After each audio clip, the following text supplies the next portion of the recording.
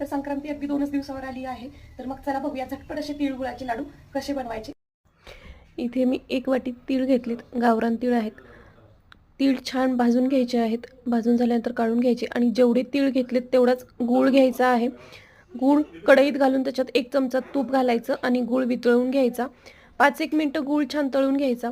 एका वाटीत पाणी घ्यायचं आणि गूळ थोडासा टाकून बघायचा. त्याची गोळी झाली आणि ती गोळी जर थोडीशी कडक झाली तर समजायचं की गूळ तळून झालेला आहे.